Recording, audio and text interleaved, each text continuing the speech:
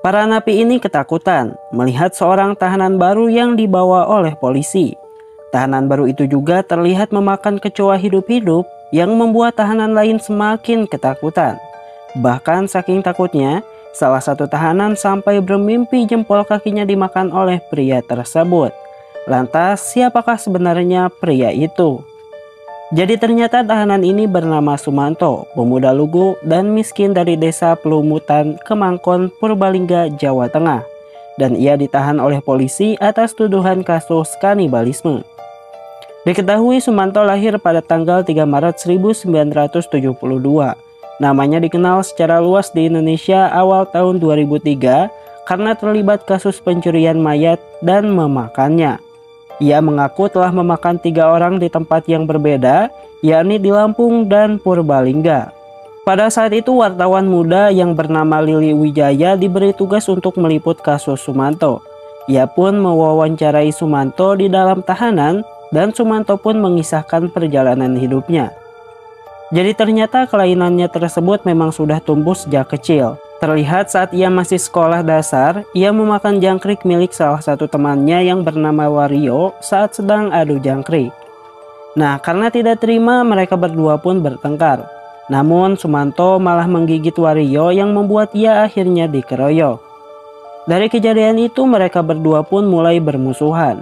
Bahkan sampai tumbuh dewasa mereka semakin bermusuhan. Permusuhan itu pun semakin memanas saat Wario tahu kalau Sumanto ternyata dekat dengan wanita yang bernama Rasmini yang merupakan wanita yang sangat ia cintai. Terlihat saat mereka berdua sedang menikmati pemandangan diiringi hembusan cinta, tiba-tiba Wario dan teman-temannya datang mengganggu momen tersebut.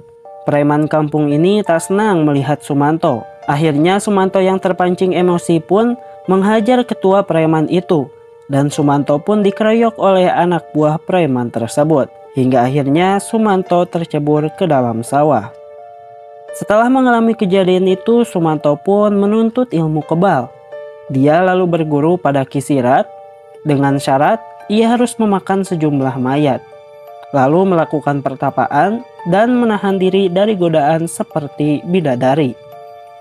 Singkat cerita, Sumanto kemudian bertapa di bawah air terjun. Dan hal itu ia lakukan selama berhari-hari. Hingga akhirnya pada suatu malam, datanglah seorang dewi yang mengabulkan permintaannya. Dan sejak saat itu ia pun menjadi manusia yang memiliki ilmu kebal. Suatu hari Lili mewawancarai kedua orang tua Sumanto. Dan mereka mengatakan kalau memang Sumanto merupakan anak yang keras kepala. Ia malas sekolah, malas mandi, malas ibadah, dan sangat nakal. Suatu hari karena tuntutan orang tuanya, Sumanto pun berpamitan pada Rasmini untuk pergi bekerja ke Lampung sebagai pemburu dan juga menjadi seorang buruh. Pada malam itu di tengah hutan, saat sedang babakaran, salah satu teman Sumanto menyuruhnya agar memasukkan daging rusa ke tubuh Sumanto, agar jiwa Sumanto bisa menyatu dengan hewan dan bisa menjadi pemburu yang handal. Namun karena ia kini telah memiliki kekuatan kebal, pisau milik temannya itu tidak bisa menembus kulit Sumanto. Akhirnya Sumanto pun menempelkan jempolnya ke langit-langit mulut, lalu menggunakan kuku jempolnya itu untuk merobek kulitnya sendiri, hingga akhirnya berhasil. Setelah itu teman Sumanto pun mengatakan, jika kekebalan yang ia miliki saat ini tidak akan berarti ketika terkena sebuah senjata, di mana senjata itu sebelumnya terkena kemaluan perempuan. Suatu malam, Sumanto dan teman-temannya mendatangi warung remang-remang. Dan tak lama kemudian datanglah seorang wanita yang mengajak Sumanto untuk bercocok tanam. Namun meskipun wanita itu sudah tidak kuat dan sampai memberinya jatah gratis, tapi Sumanto malah menolak wanita itu mentah-mentah. Hal itu ia lakukan karena konon kekuatan Sumanto akan hilang ketika ia berzina. Sumanto pun lalu menyuruh si mbak itu untuk memasukkan cerulit yang ia bawa ke dalam anunya. Dan wanita itu pun menikmati hal tersebut. Singkat cerita, setelah beberapa hari bekerja, Sumanto pun berniat untuk mengirimkan sedikit uangnya pada kedua orang tuanya. Namun saat akan mengirimkan uang itu, ia malah dicegat oleh perampok. Salah satu dari perampok itu memiliki kekuatan kebal, dan ia pun akhirnya beradu kekebalan dengan Sumanto. Namun Sumanto yang sudah tahu jika kekuatan kebal akan hilang oleh senjata yang sudah dimasukkan ke dalam kemaluan wanita, ia pun menggunakan celurit yang dibawanya tadi untuk merebas perampok tersebut. Hingga akhirnya kekuatan kebal perampok itu pun tidak berguna dan ia pun meninggoy. Nah, sebagaimana pesan dari gurunya, jika Sumanto tak sengaja mengkill seseorang, Sumanto harus mengulum jempol kaki dan menjilat kedua bola mata korbannya itu sebagai bentuk penyesalan agar ilmu kebalnya tidak hilang. Takut akan diketahui polisi, Sumanto pun kemudian membawa mayat korbannya itu ke sebuah kontrakan. Dan di kontrakan itulah Sumanto pun memasak korbannya dengan tujuan agar ia semakin kuat. Karena korban tersebut juga memiliki ilmu kebal sehingga tubuhnya bisa menyatu dengan tubuh Sumanto. Tak lupa Sumanto juga mengajak teman-temannya untuk menikmati daging tersebut. Di mana menurut temannya, daging itu sangatlah lezat dan mereka belum pernah memakan daging yang seenak itu sebelumnya. Sehingga menurut mereka, jika Sumanto jadi koki di sebuah hotel, pasti ia akan jadi koki terkenal. Padahal mereka gak tahu daging apa yang sedang mereka makan. Singkat cerita, uang yang dikirimkan Sumanto sampai pada orang tuanya dan mereka pun sangat senang. Sementara di lain sisi, sejak kejadian itu, Sumanto malah semakin menggila dan ia semakin terobsesi dengan daging manusia. Sumanto pun mulai membongkar makam untuk mendapatkan daging manusia.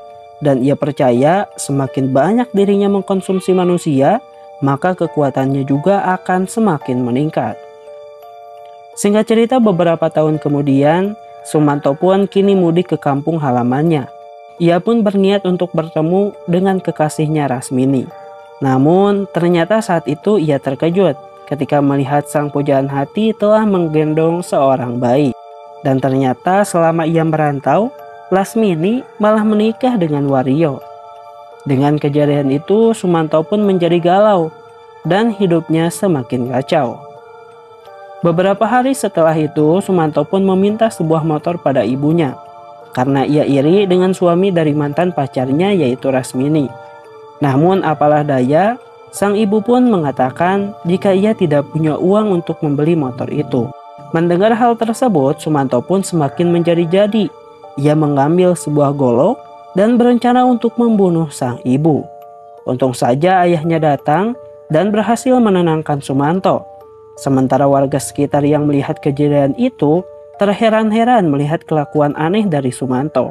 Sejak saat itu Sumanto juga mulai berjudi. Namun ia selalu kalah.